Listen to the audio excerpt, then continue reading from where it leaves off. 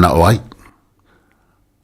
Awa a mana o ile lei, ia o na ave leo le vai male a ingo o lon tolua. Ai a mana o ile vai o na ave leo le lei ele a ingo o lon tolua. Na manatu le nuu e mana ia le lei pe a folai o lanto fale matango fie ile vai. O na fili ai lea e tuu malantou le lei, ai ave le vai i sale aula. E iai vai tu o lo iai nei. Na manatu tangaloa langi ua lape le matenga opo. Ao le ala fo ile na fiu ai le nuu e fatali timu maso o na fola solo alanto lauta amu e tali ai timunga ai ua le toe maua se vai. O lona winga ua na o na fola vale lauta amu ia so uma ai le ai lava ma se timu na toe pa uifo. O upu nei, o upu e winga i se tau mawhainga ua mao luma ni tā penanga ai le i whataunu ina. Ia pe na tau nuu foi, ai le i o i se tūlanga na wha moe moe te tau na au sia. Se o le malapanga le mea nei, makua lewa o nga whaasala lau le whalenga ngei, a o le koi kiki ale a antoa le afu o le tufunga, ma i mau pase se ngau aku mamao a ngei. Ai a o le mele ta ua salu vale le lauta amua a opo. Ya, manuia lau whaasonga le nei aso Samoa. Malo soy fua, o si fufonga Samoa, Radio Samoa, kasilima iwa tolu amo, se kia Radio Samoa.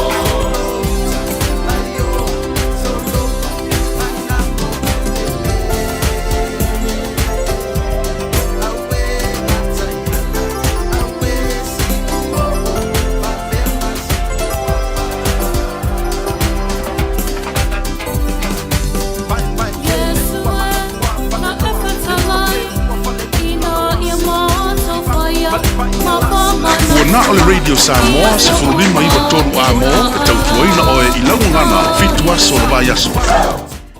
Tavi tolai mai spuruono minute o te ale tolai fitu.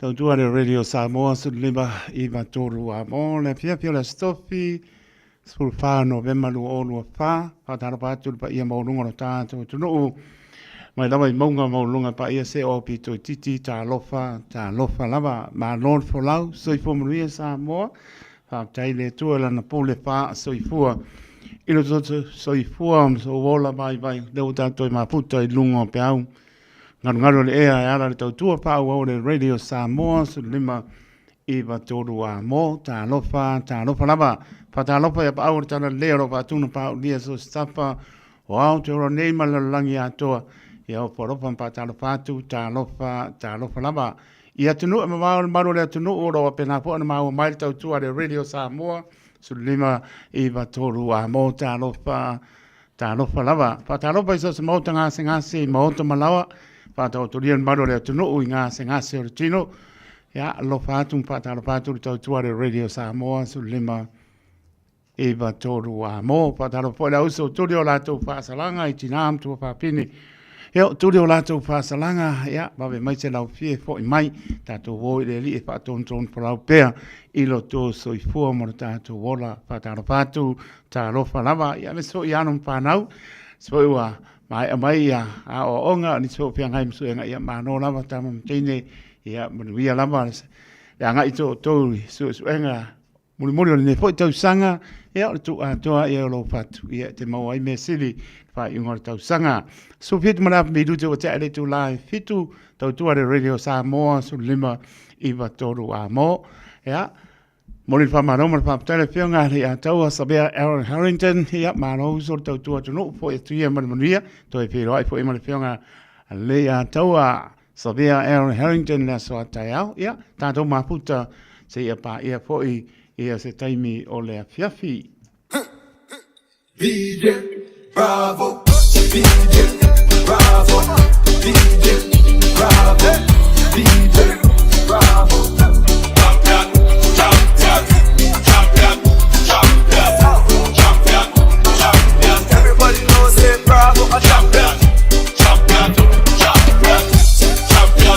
champion, champion, champion, champion.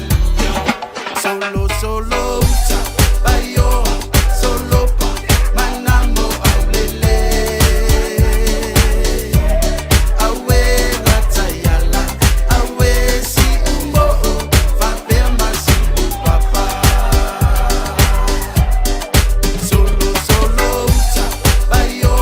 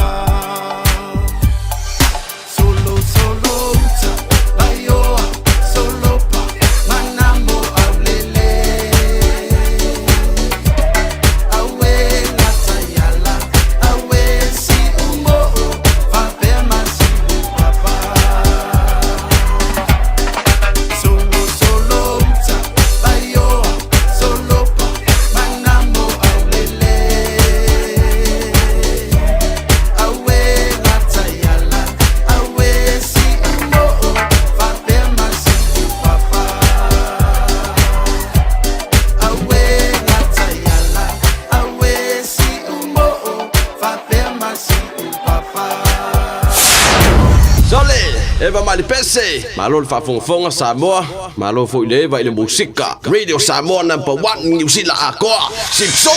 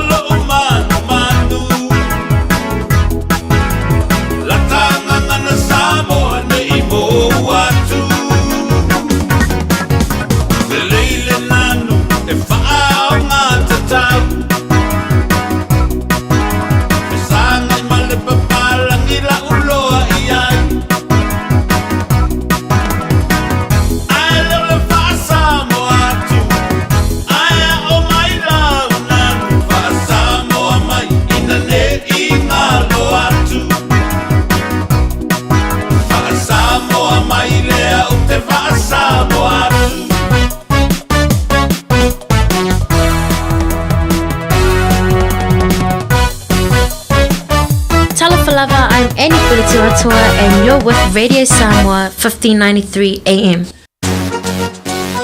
To the general, so gas got a bar. Yeah, gas are the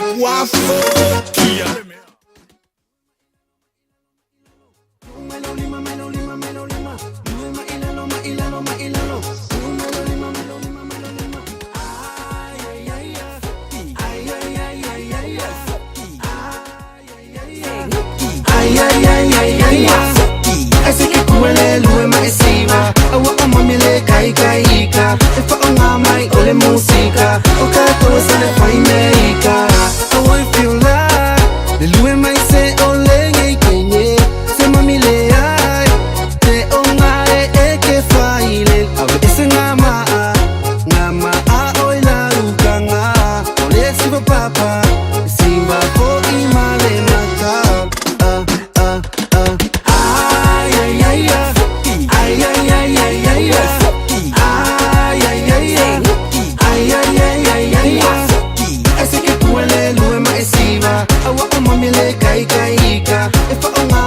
música o caco se le fai meika Ale ukua yeina sole ua o tele o loka ba ale o kingalu ai a kiri ai o e fa pau pau se fai fa ale le mai foi o a ngei o ke le ko foi a o mami foi le o siva on ka ko o ke le ko ika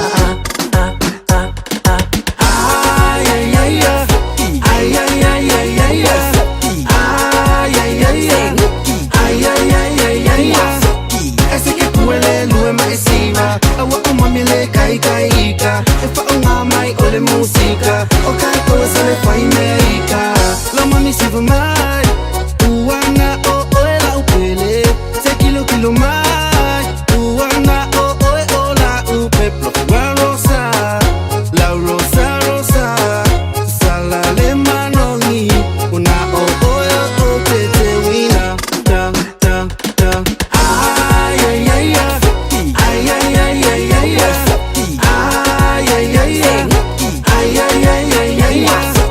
ese que kuele lue maesiva awa amamile kaika efa onga mai ole música o caco se le fai meika eka na siva mava lo solo ia tau tuna tau siva fofua o lo o usiva tu foi o tua awala vanei e vave fatani mele tata vale ole o lo fai le coloca o mamiro ko e fialu le palola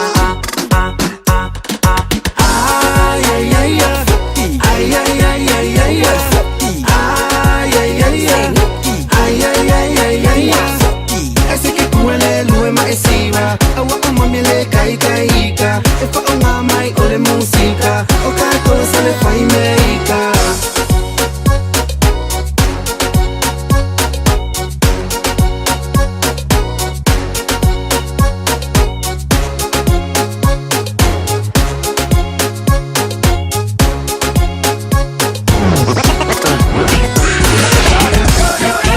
Malo soy fua, Fonga Samoa, Radio Samoa, Tasilima. ane ua nao au nanga tau soifua maloloina ma nifo mātou te whaia. E tele le fesosoani e maua ia mātou. Fesosoani mo le ola manuia o le mawhauwhau. Polo kalame e tau fia ai le tau mawhatapaa. Fesosoani mo tina ma pepe. Fesosoani mo whaia o siaki i le whale mai. Fesosoani mo sauwanga i a inga. Fesosoani mo whanau ua hiu ma le aonga. Mo nisi whamatalanga, tanga i ane i lupenga ta whailangi www.thefono.org. Pe vala au, le o valu selau, fono for you. O valu selau, tolu ono whaavalu.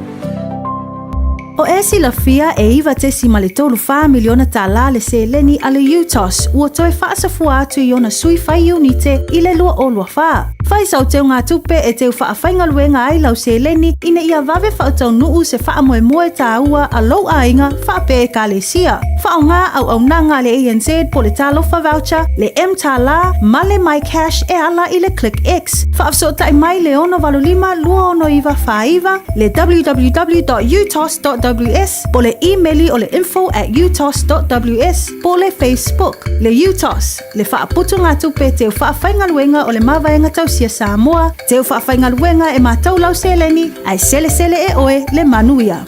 O le R-Dash Travel, o le company numera tasi le taungo fio pasese mo fe malanga inga i Samoa whapea le malanga bai i Samoa i New Zealand ei. A whea de loa i le ofisa o le R-Dash Travel, tasi valu lima Great South Road i Marurua. Pe vili mai i le telefoni tolu iwa lua o wha o o. Tolu iwa lua o wha o o mo le R-Dash Travel. Mātau te whaia ni fo aroi le aso lava e te fio mai ai i le Shine Dental, ai e iai inga whaapitoa. Mātau te salia le Afterpay, Zip, Q Cards, whaapea Wins Quotes, i le Shine Dental. E whaia fua whaatalanoanga ma le ACC i le Shine Dental. Le aise tongi mo whanau i le bao le se fululua i le se fuluwalu tusanga i le Shine Dental. Talanoa mai le tongi ino le whainga o nifo i whaunga ai le Zip, Smile Now, Pay Later, le aise tului i le Shine Dental. A fio mai le 575 Great South Road, manukau pe bala au le lua fitu ono whawha. Lua fitu ono whawha mo le Shine Dental. Talofa Samoa. O Atish Narayan, o le Licensed Immigration Advisor mo le Auckland South Immigration Consultants. E visosoani mo so se tu ai ngā visa e malanga mai e New Zealand po Australia. Telefoni mai nei loa i le o valu o tasi o no valu whawhitulua. Po le olua tasi o no valu fitulua tolu o. 24 hours a day, 7 days a week, Radio Samoa streaming live on www.radiosamoa.co.nz.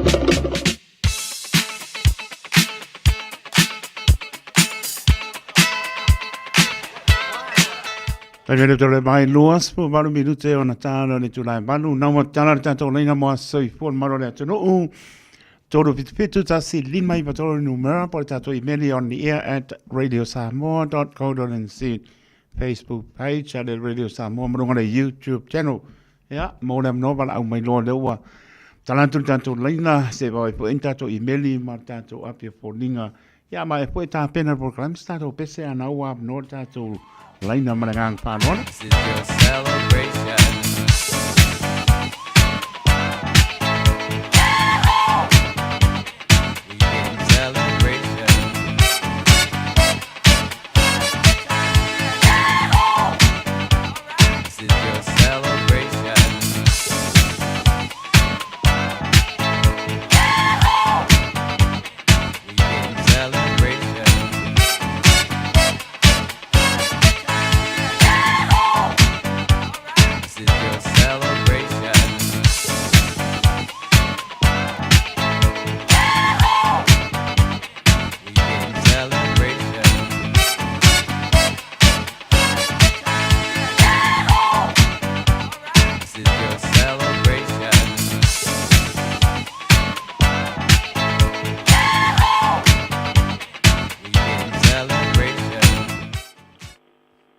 Mora bronzaro mai talofa.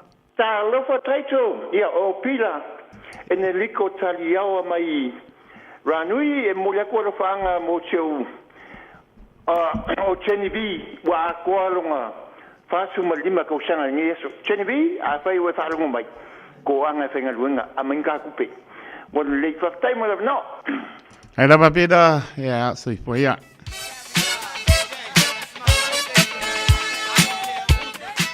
Na binota to leina to pitu tasi lima I ma tolu numera.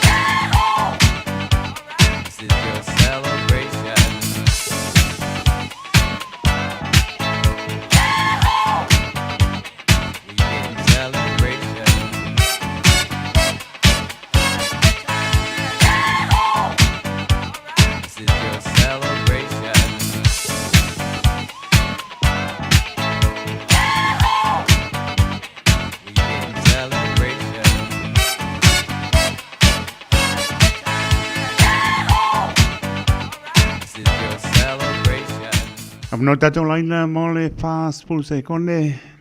Tolu pitu ta se lima I batoro numero. Lai stato emaili. Lai stato Facebook page malonga le YouTube. Ia la sound. Stato pese.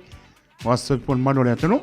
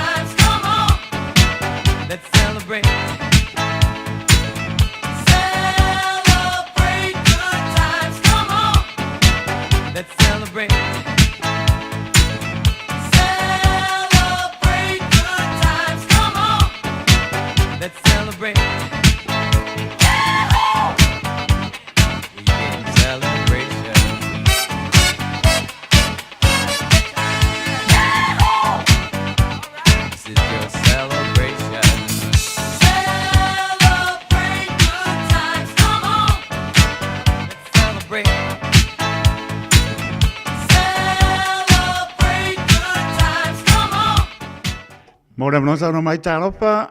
Taropa I la opcionga kua paiko. Wa mai ngia. Ia manguia la pa sky. Ia. Mora no ngia. Awa kwa ngale kwa ngolonga kwa ile amesi oso kuidunga ngi kai. Ia. Ia ole to pa nga wa kama sio ka finge. O kama kai le o pio longa suapa. Ia o le aso sfurfa wa ko e lunga sfuru koru kausanga ia peo ka mangia kere ngai o kuangange mangai o uso o makua Maureen Mati ia pa peanga po I sala Sam murianga epi ma question mongika a maise ia kako kinga ro I kai por mai apa alo fangia ele kwa ia fa mangianga nga e vaku nge ko inga lo fale kwa bangu ia kere nge po ko fia ko was fa nga ngai ku ore ku ia so tu ia kai ko pa fe kai lava Maro pa tauringia mole atu ele fa anga ia e pa maro longa le li pa to ia apa o ngai ma ti nga o tino ma o fo le ma pana te ore te mama no falo ai man via maro longa le po nia ia so ia ma ora no sa do mai ta ia te tonu ua se ko vai tasia ke o mis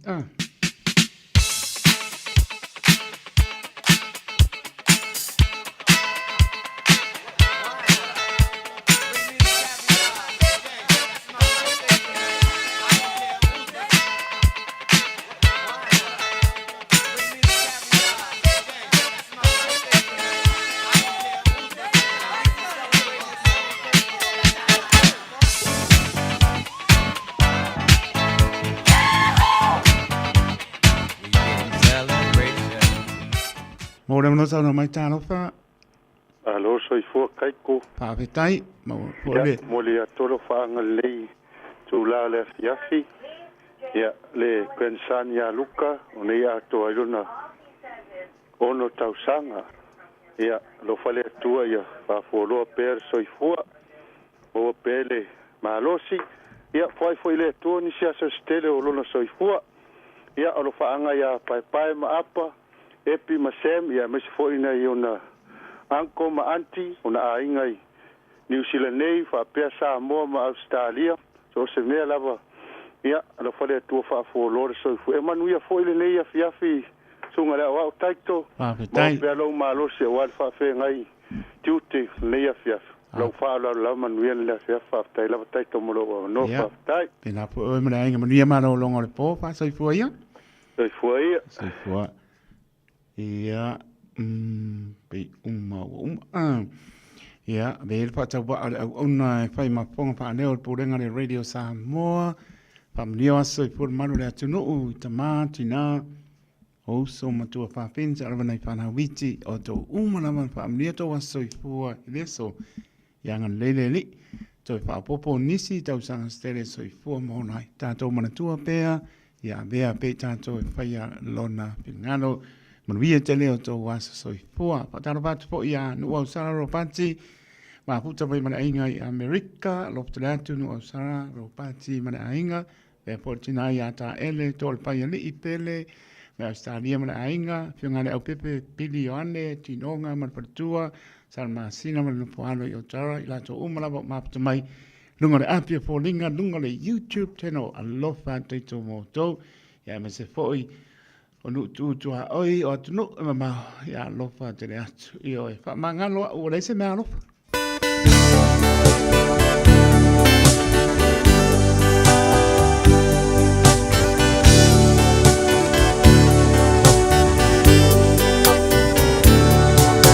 o tapa tale va vea o la foia ave olela o solungi mata o e sai le pongi sa Toe manatu ile mafutana, talofa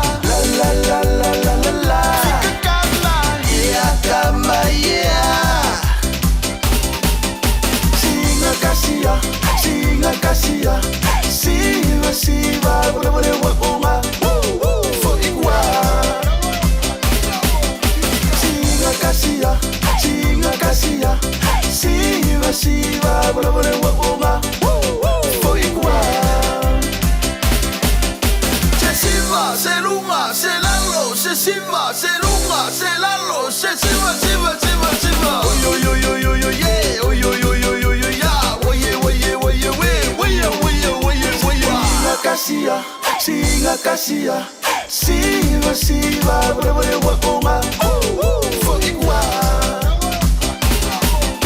Singa kasia, siva, siva, breve, wakonga.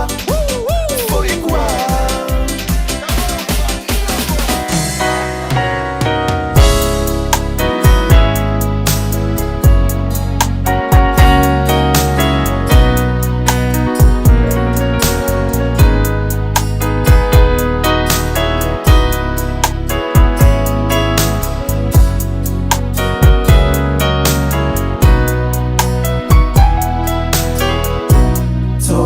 Tulima otani ofema osefe soani opunitia ola ai ola umalosi bai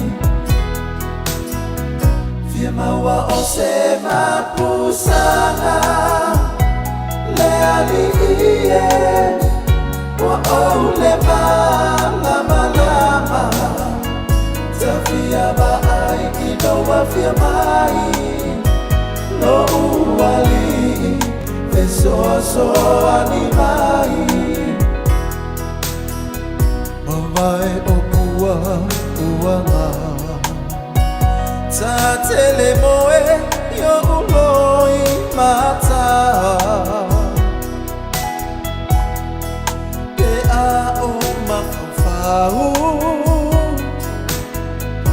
Ya oelefa aola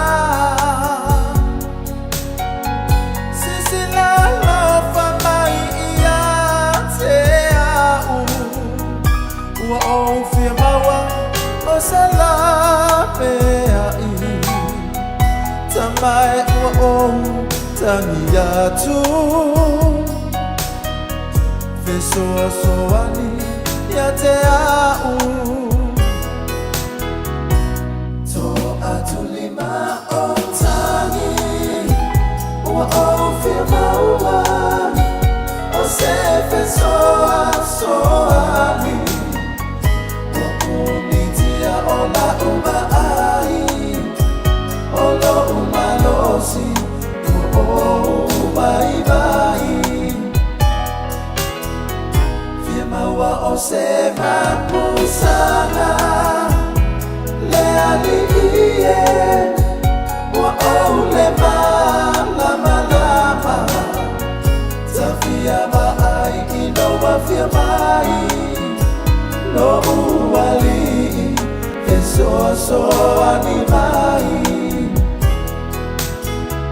Vitamio le faa manatunga A o taulai o uma fau Lela ahu Na e foa iai o lo hola A oi e amunei Ua e manatu mai Na o tamo ai leipo Ma o faa petai To atulima o tangi Ua o fia maua O sefe soani Ua unitia ola ai Olo umalosi bai Fiema wa osema pusana Lealiye Wa ole lama Tafia baai ino wa fia mai Lo uwali Fesoso animai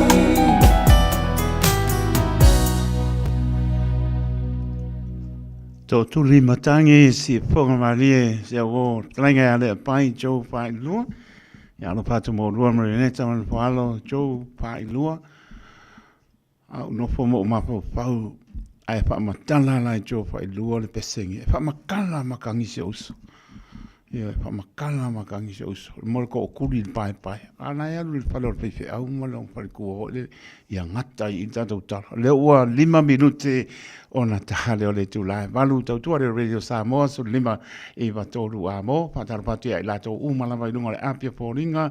Le au pe pili anmat patua pe po ia Amy Roberts.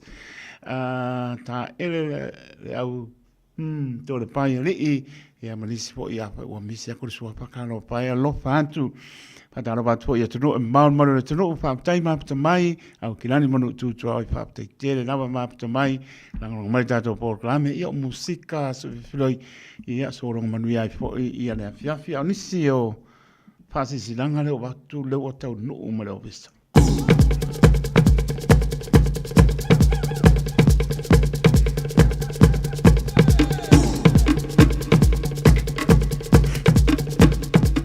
Tātou whasisi langa mua o le team No Excuse Sumba, io Marastino, Talopa Samoa, Manatua, le tātou Sumba, le team No Excuse, ia stopi umalama vai aso taitasi i nai le OMAC, o Dara Music Arts Center, i le taulanga pātau i o Dara, Apaleono le fiafi, o le Apaleono le fiafi, le o le taia. Pe mai le eise tongi o le Sumba, so mai, tātou pia fia pātasi, pa Marastino pātasi, ia wāna tātou soi fua mano roina, mo impa maungi. Pe mawai, maua tātou team No Excuse, le tuatosi ono pāse lau, Alexander Crescent i o Tara, i oe. Kau mapa pālengi, halu marpa maristino, a toa tino le tama. Ai leo le Sumba, ai KFC, manu aso le vai asa. Vengan mili ka kou, i oe. Halu la kore KFC. Ole...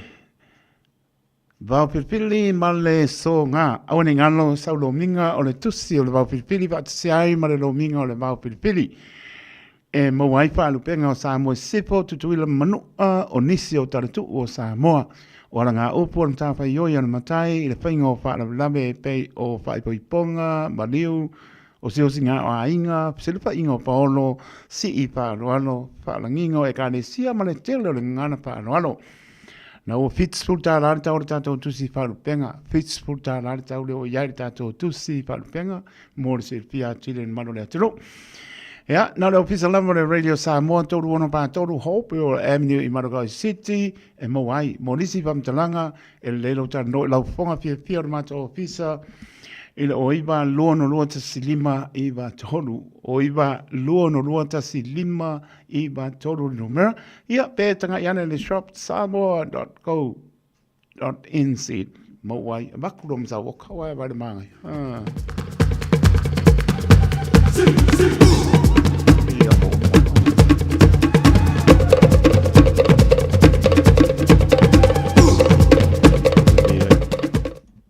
Mai mori la e mo mai la o mai e le uma o ke va velo le uma va disilanga o le tanto va disilanga soli ma pe o le ainga sa se mua i vai ngalu le pa i le ava tele ma le pa no e te tauai e tano atuai i lo to pa ia ma le mamanu o le afaya le fono o le tanto ainga i la sulono o le masina nei o november lu o lu fine to la sulo le ori i nā numero 5 Lincoln Road i Henderson. Tāna sangatu e mana o mia le tātou a wai pātasi ona o sem tā upu tā ua e fia tala no ina.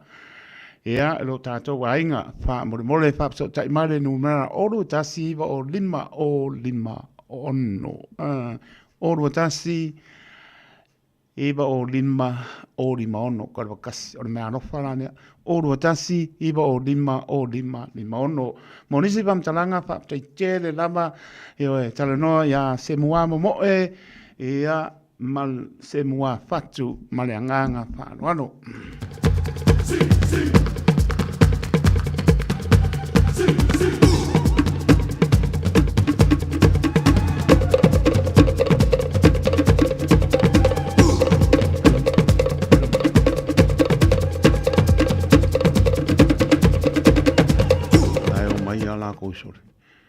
Rei tātou pāsisilanga tau sala mapu I whangalele le te mai tai sā monike. Sā moai le tunu pele ua tātou to ai tau nuu mai I le whai unga o le nei tau sanga. Ia mau tātou wai e fōi taimi o aso fia ma whai ngā mea lofa tūpatsi ai e le whā sā JC balu ia po le sā JC balu ia mauso manisi e whaapea ka kia mai group le tausala fundraiser mō le tātou whai ngā mea lofa o le nei tausanga mō ta māmati nā mātutua I mapu I whanganele whaapea ngā ruenga ta mai te sā monike I au kilani whaapea sā moa matonga o le a whātaunuina le nei whā a moe I le asparoi le nei Sulu lima November le tu lai ono I le afiafi e mwhai ona whaatino sau fōa I le ofisa Pacific Easy Money Transfer I Otau. Ia, mane taulanga whaatau I mangele e tala fo I le amanoa whaatino ai sau siva Samoa I le tātou tau sala fundraiser I le whale Samoa I mangele I le asparoi whaatai tele langolango mai Samoa ia ma whaamria tele le atua I lau fuai. Morisi whaamtalanga ia wala au le Pacific Easy Money Transfer o Varselau o tasi ono o Varselau o tasi ono po le numera masani u silfia malu le tenu lua pitu ono fitu iwa pitu wha o le lua pitu ono fitu iwa pitu wha po le lua pitu ono fitu iwa balu wha lua pitu ono fitu iwa balu wha ia male nganga pa loalo le stato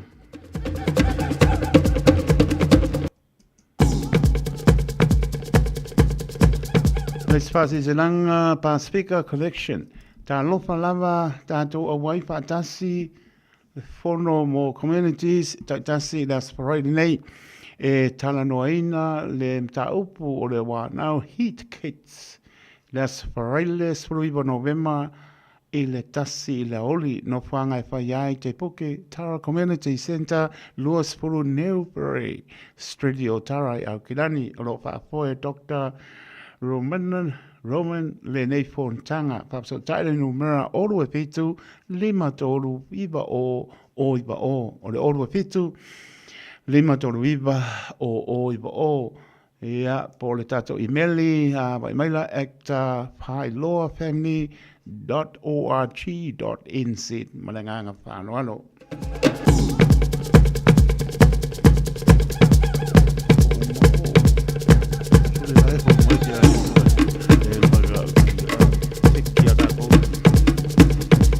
Nei stato pasisilanga o le tūmalo se umu tauto ia sa o le mau whirwhili pa ia pa ale nginga e maise o pa ia wha le atua tu lou tu long lava au le nei pala au mo le nei tūmalo se umu i au kilani wha moe moe o le vai asfou e taunu mai ai tātou au laka pi fitu mai Samoa mo le wha moe moe o le malisi i au kilani nei ea wha manatu le ama whaatali i a malauta I tai mo le aso o le maota lava o vai luanga tu inga mana o le a nofo ai le au se ia mai ata alonga ona tu ua lo lea I a inga e whaatali ai le aso e toi fo I ai Samoa.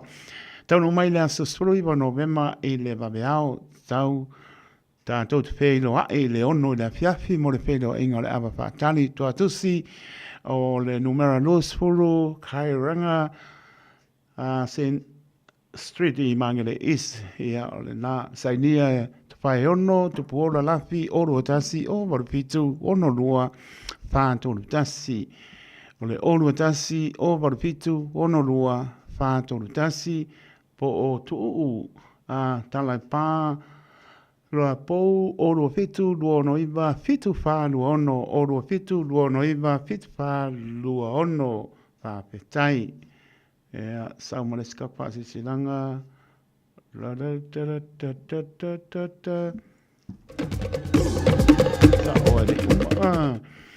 Maptanga pana lupo o te leto e te taina I tua le tili pe o te toe loto ia le lauti a whatua lalo. Yo pa ia mo sa Samoa awa e le mawhai se poto o na whao popo pe to ese se ato a lio o le masina. Iau mamalu ua uma o na tosi a lauti e a mamamanu whaatiti tulou tulou lava. Ai pasi sila antu ai ma le vatele i le mautanga se o mātou fio anga i pana lupo o le pa ia lava lea i a wale a fio au waa ma le uso lii ma alo sina a fio le maopu na whanua ia ma le matua a lana tae lo la toto o wha sila la e pa apea le tapo inga tasi i a Samoa. O le a le toi suia le tātou whelo inga i le sofitu November i le tū la e 5 i le afiafi i le nofanga o tapu vai tasi ai lo tātou wha moe moe i Gleneden numera Louisville Westwood Hall Street. Ia papsanga i ma Carlston Shopping Center o si le fia e le tātou ma tanga. O le a toi suia le tātou whelo inga le na i le nofanga la.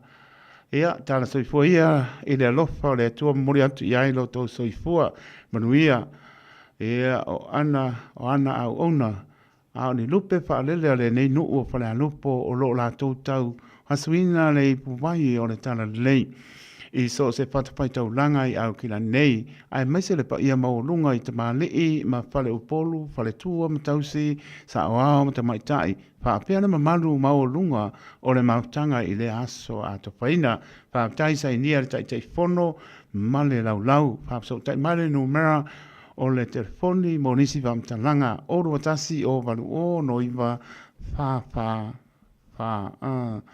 o ruatasi, o varu o no iwa wha.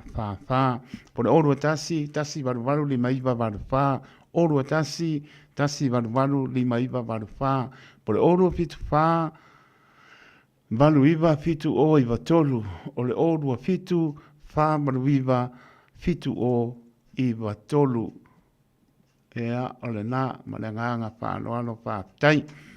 Ia, nisi nao whasisilanga sa amore tunu pele u taunu umaritato ofisa. Ia, leia se whaiwai asa ma se mau. Pa moe lamba i loa ngā ke siano e maangaro i lau whengarwenga ale Radio Samoa. Ia, le lava le tala noe lau whonga pia na mata ofisa i le o iwa lua no lua tasi 5 iwa tolu numera. Ia, tala noe ia nisi me pia silpia tile malu tato tunu e ala i whaasisilanga i tutongi, ma nisi o whaasisilanga e le tutongia. Ia e manino lava, le tae mala umai tala noa le mato ofisa le o iwa lua no lua tasi 5 iwa tolu no mera, ma ue por tato tusi ngā so ngā, ma le bao filifili, au fits futa lalo ntau. Ia, pite anga i sao mai lava le toru ono pa toru hopu o Avenue i Manukau City. Mori fori pa malo ma pa tai malu o tato tunu lango mai i tato pa silanga pa mnuia le atua.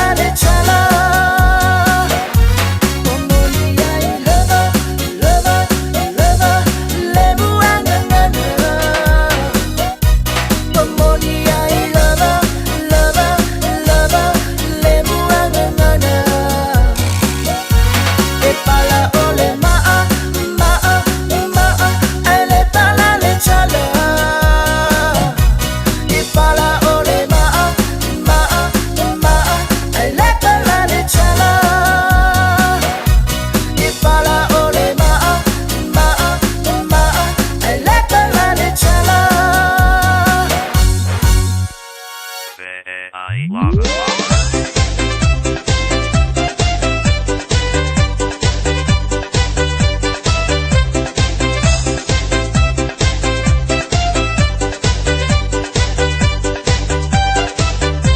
Mani foi ele ulang, wai ai foi le sekuang, wai ai on te on san, wai ai male te pal, ai le mata kucho cham, ole a e lai lama, eni chi malo chino, eni chi e mau chang, se te foi na, tiu sa sa ile la wesi, pau ole me fai ai, ole fue ile la ole nai, fue me fai ie chau fa amba ole fino le fe, ai awale fai so, e ai la fe ile antele.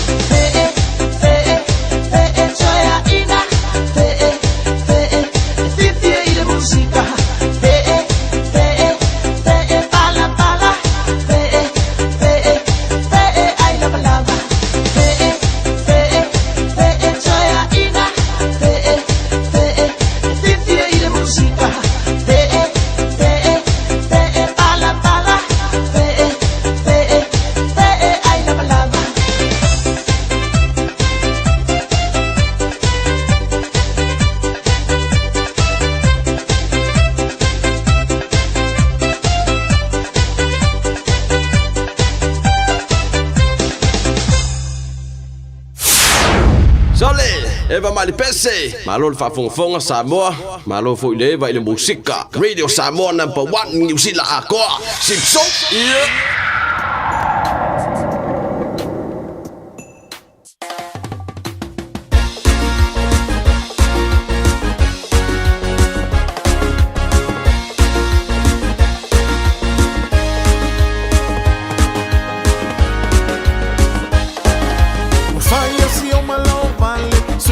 si ele o ubo se vale saka kaula va onga efesi wa elo o makukele o koela ikiki le ai so lango mai aua efe ai pei o se sau ai se suma kele si ele ongi maluanga ole pai palea o ke ulai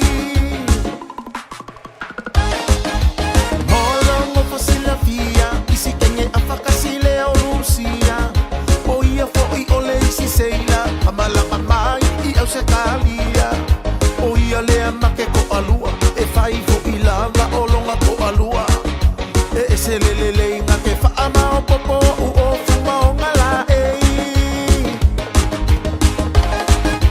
no, I'm not ready to come home. My contract here says 2 more years. I'm a sai by Galacia. No, I'm not ready to come home. My contract here says 2 more years. I'm a sai by Galacia.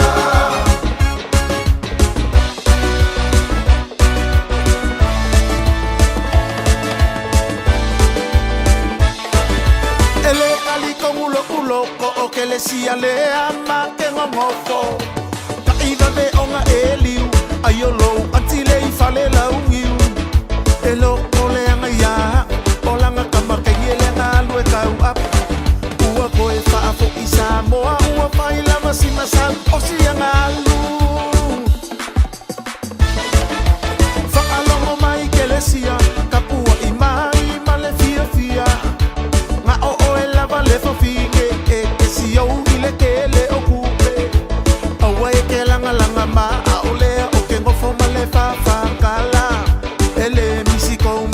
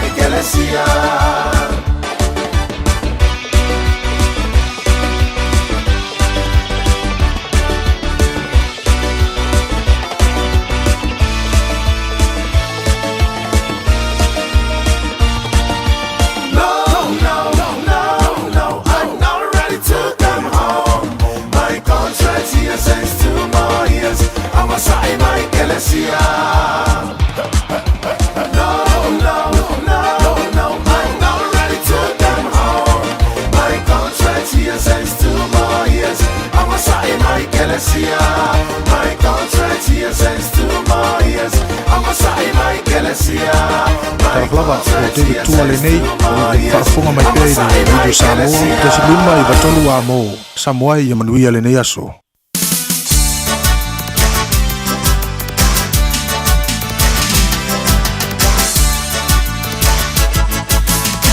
Lelea yo somanatu Sefa ale mula walo Talofa ua emanatu lava Wana o emalene yo langa Eta ofo lelea yo somanatu Sefa ale mula walo Talofa ua emanatu lava Wana o emalene yo langa Aya pe a se fai fua fua Tutu sata ua na fai ale atua Aile olo fia a e ilunga te pa ui fuai e pa Tu ulo pa ama walunga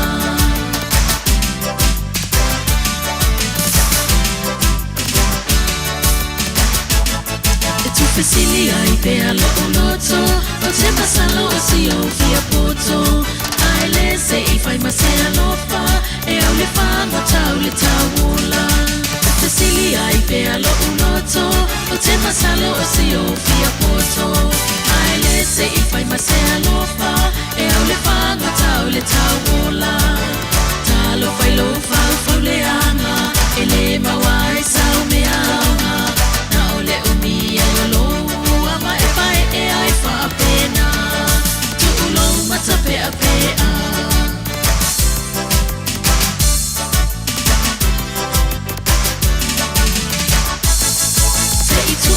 Na vai vainga, vai malea lo fayo ainga. E sili lava si mativa fia fia, na ilole fia tele ai inosia. E itu uia na vai vainga, vai malea lo fayo ainga. E sili lava si mativa fia fia, na ilole fia tele ai inosia. E sili lava o si mea mangu mangu, e te mawai na male filemu. Aole asosi mama na otele Ete tu aile sa meme Te fai fai malie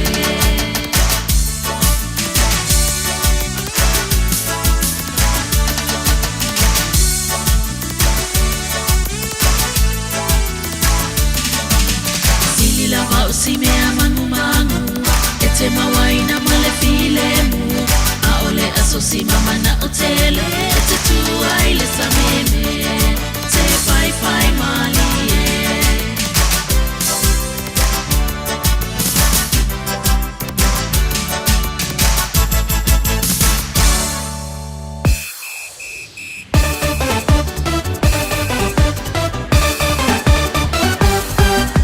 Shake my love, si vai fai le shake Kanga ol kapi se fast nei Eka dum dum, ia eka dum dum Dea eka lalfa everywhere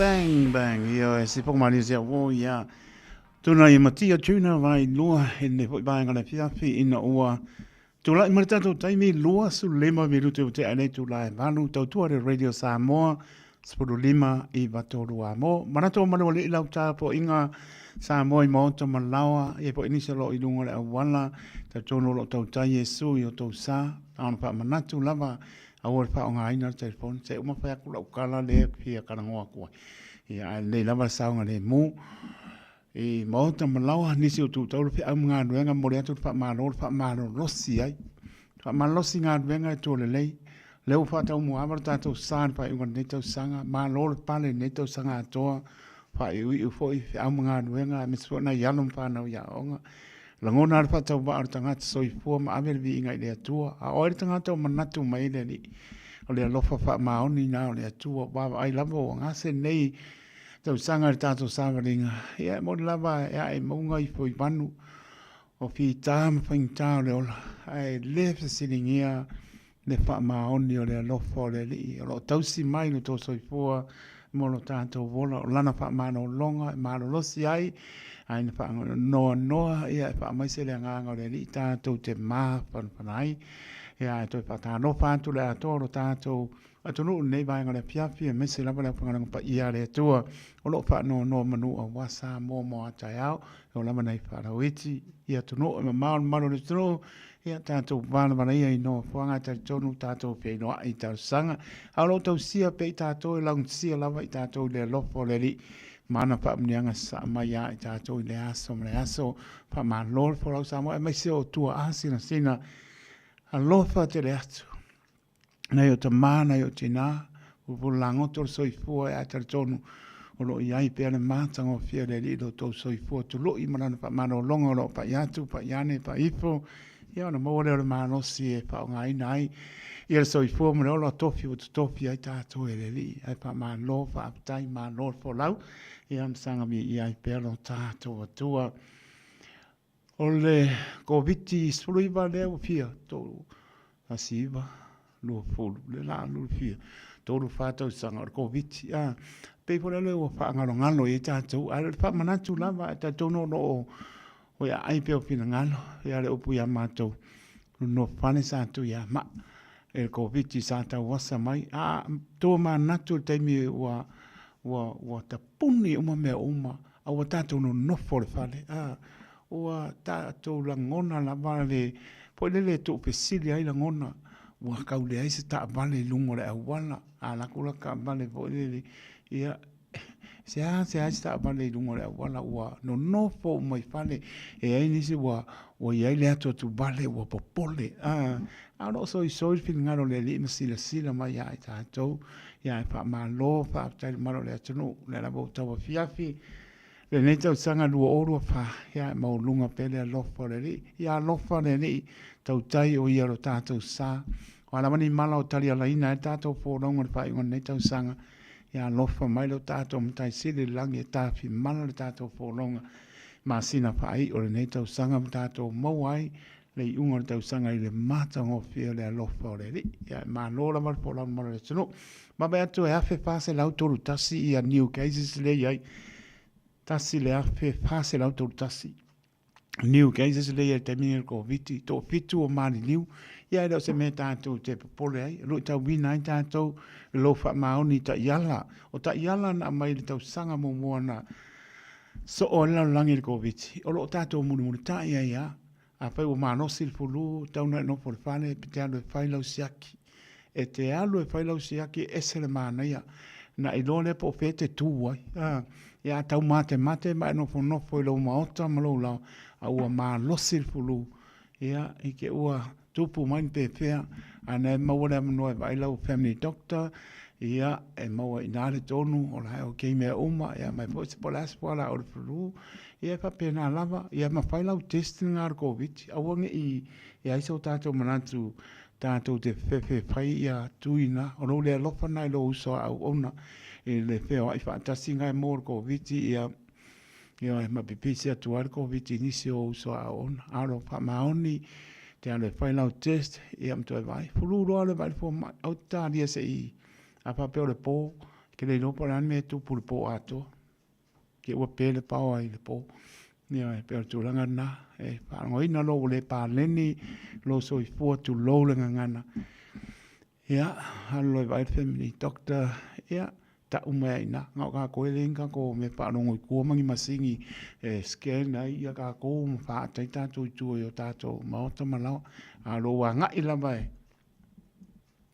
fai lau test mistake po ma pe pa pe o tele fulu ya mo fo ya ele o to es full faso no fo se ai nana limaso ke morko viti limaso ai mana tua o le ono aso to fai lau test a fai atu ai le ya se siama ya ko mai fan mai ko vai se si ko alu le silima ai fai le test se aki po oki ya ai ul pa pe morko viti ngei ai alu kai ai fa ngal venga mai alu kai le lo le ai o lo le alofana I so a ona a va pea ke mo o ko viti le so ya na no fo le fai tau limas o no po se ai oi a va ko ala ki di va ko ala me ka wo lo poku no e pe al pui pui ai no fie ma taro le no fo ai fo taro le li mbala au le li alo fa mai a le va tu a fe pa se l'autoritasi ia New Case le va ti ai to fitu la to mali wai ya lo fa le pui pui tato ai fa maoni le fa tato test ya va ele tu yo fulu ya ma fai to tu por a ku ngai le yo ye fai tu so so ne tato o le fulu la to le va pe fai le tu nga le ko fulu wai na le ai e te mau al fulu ai le to tu so so ne vai la au na le fulu nga o ku ye yo ya fai ti ti ma le fulu I la o fiong yo po la sung po la ko fa ya ole na ai wa ele o fa po New Case le ya fe pa se l'autoritasi to pitu maliu fa ta ba tu le pe pili ane ya mar partua I otara a Amy Roberts fa te tele lava partua ya pe ni se ta bili male no foano fa tai mo fa mlianga pe ni se ta bili ya man via po I malo longa la fiafi fa tai mo fa mlianga pe po ia li o ainga per amo leo fale tangoai lo fatu mo to America li o ainga per amo leo fale tangoai ma ainga pa te tele lava la mai fo ia pa tai alo sina anti mai merapet ia pa te tele lava ma lo le heva mai ia pa tala pa po ia Sua le asi sua ya malo lo eva mai pa ya I America Samoa ya malo lava moto fianga ya lo fatu moto no pa ponga mai le moto fianga me so ta no Samoa sipo Samoa sai ya lo fatu le atu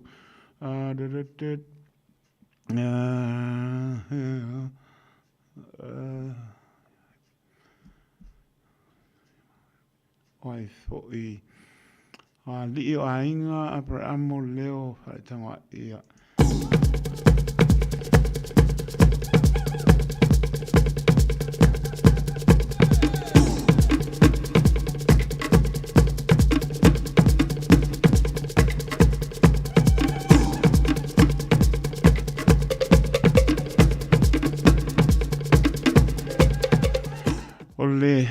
Ole numera nau fai no atu li o ainga per amo leo fale tango ai o le oiva lua no lua tasi lima I vatoro numera e tala noa ia I le mato ofisa ia na vai atu leo se awala e o atu ito tusi Amerika ma le nganga whaaloa tusi o Vaupiripiri le maua tusi o le songane maua ali o ainga per amo leo fale tango ai whaptai bala umai pe ai le oiva lua no lua tasi lima I vatoro numera ia pe la po mako ofisa to tusi ata no numera na la po pe mato ofisa no patfo ia Josefa amua ma no la pa taiso ia eva mala fiafi pe na po ia Leonardo Mapsua so ia mala ainga pa te tele lava alo sina ati ia kamanga ala ku al pese sumba ia ruka ko le ko mal pusa sai ke o kiki aku yo a kiki al pusa isa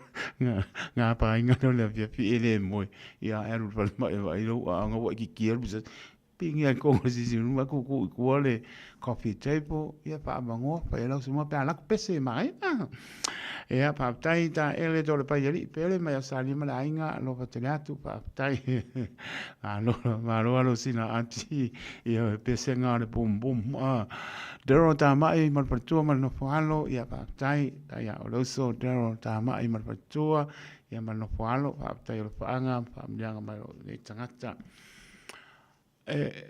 o la tana le fai so o tu lo le ngana sa mo le tunu pele e ta ua tele le anu le moele i pasia le traffic lights e mo to i ta ua i lo to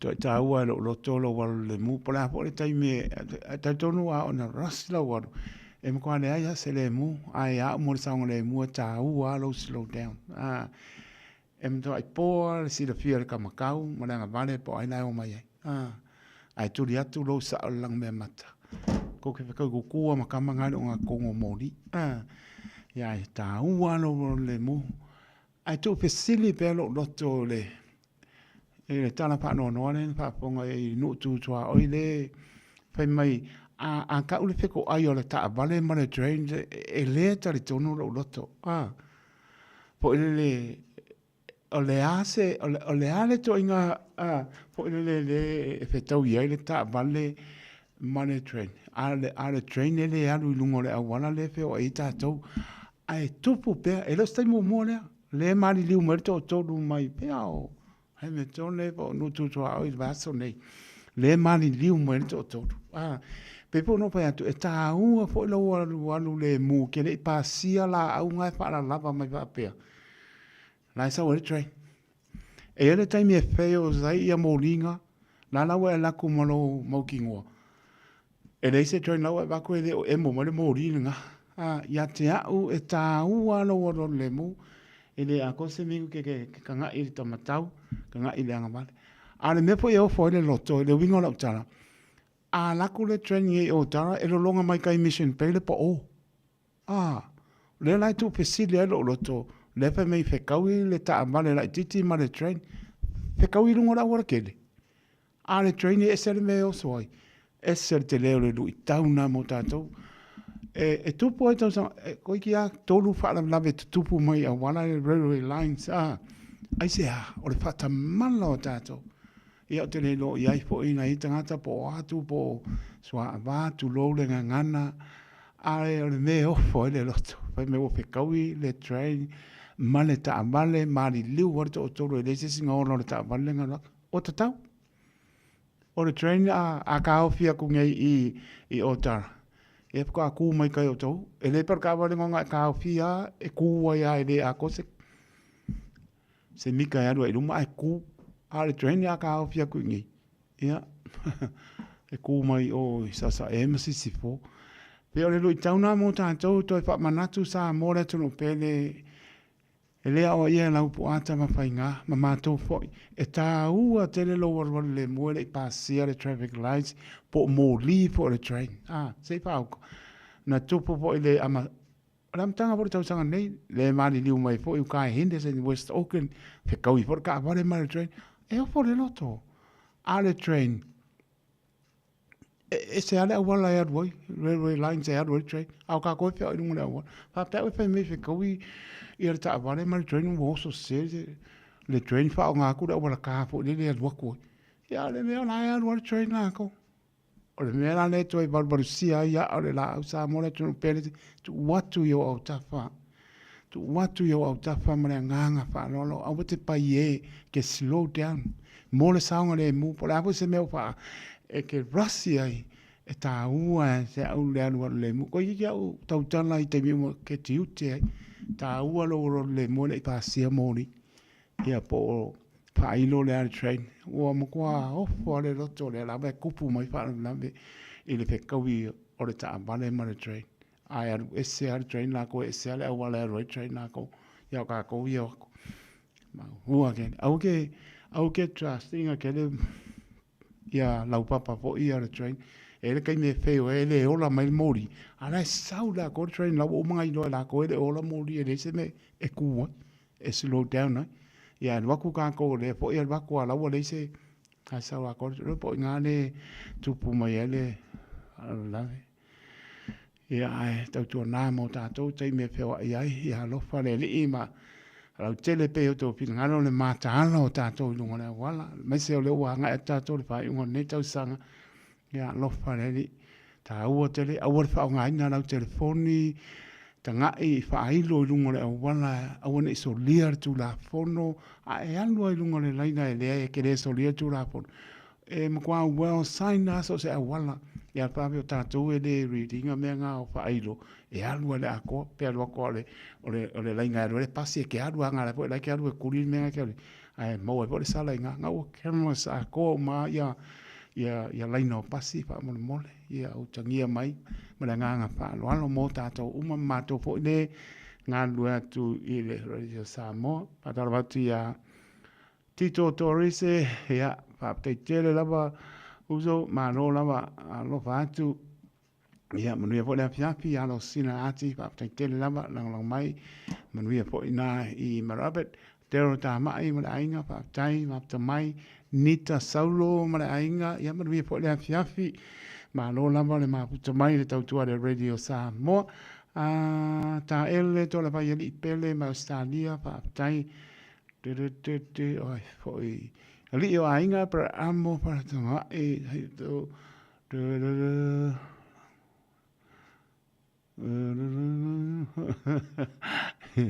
ia se uma mela mela para au ko ia okay pa taina ba li o ainga ia le tulanga le na ia matau tu na ta tu fe wa ilunga le wana wa pa tau moava le tātou sā tu anga i le whai ngā netau sanga i e manuia lawa le tātou pōraunga i le alofa maleanga leo le atua. Lo patu e perone tia pale a pā ma le ainga, pa tai tele lawa, ma no lawa le ma puta mai. Ia, e manuia le tātou pōraunga o toi ma sino toi netau sanga.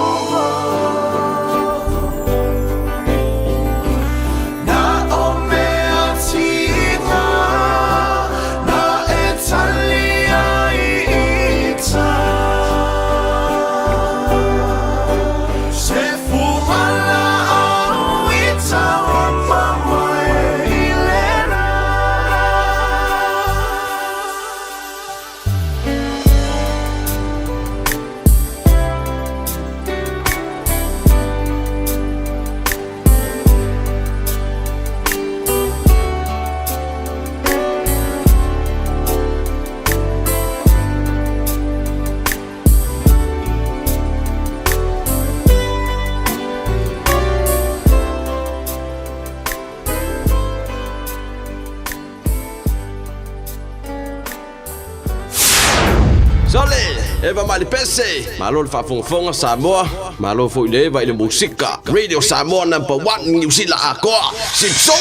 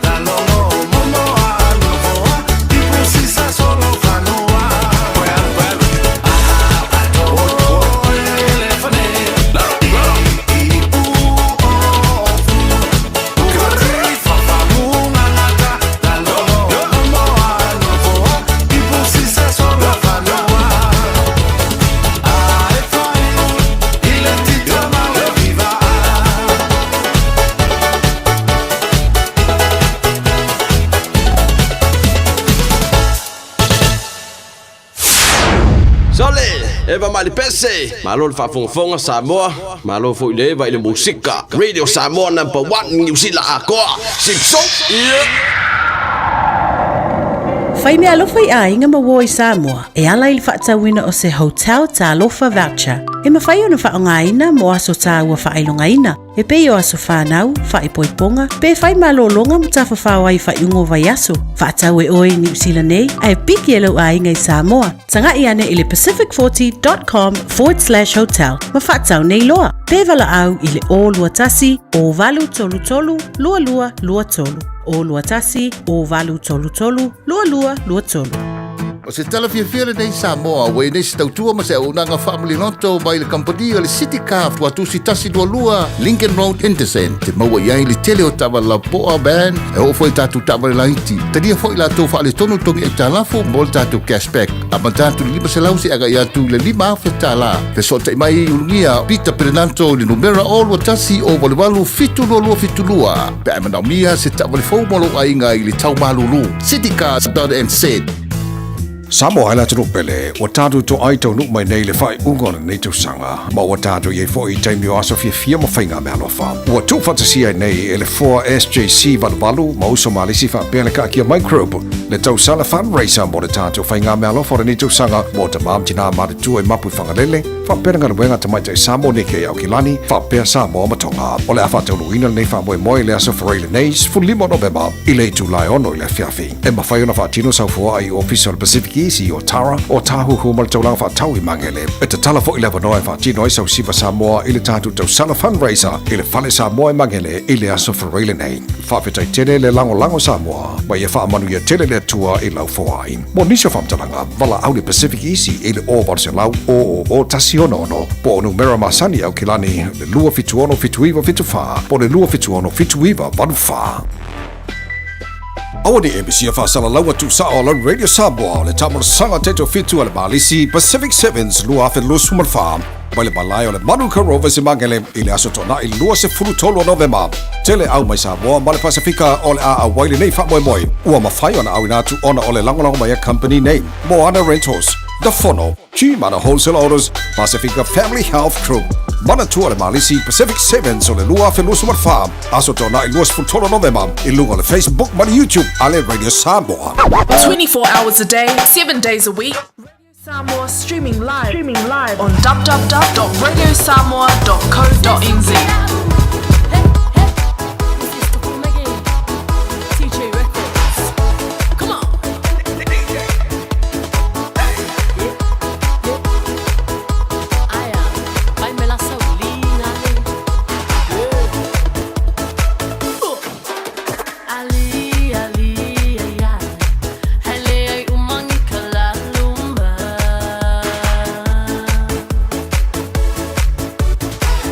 My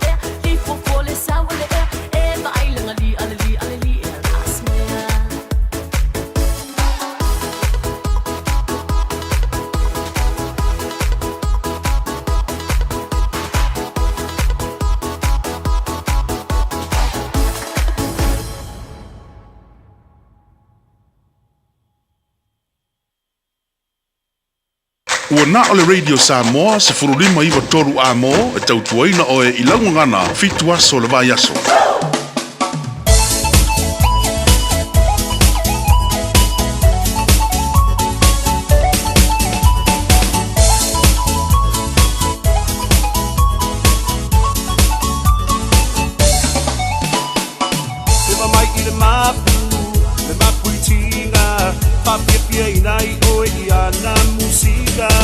Música malie, música ileva, pate ailo, vai mai ang maluena, vai ayaw fica, nei soita, essa via mo pia va ayatu wa sila, eva mai la ia, le alfa i mai otara, when see o malae, chick Helena wa okay, eva mai la ia, pia lava o ilau fica, ave lava o le música, e mapu ai o tina.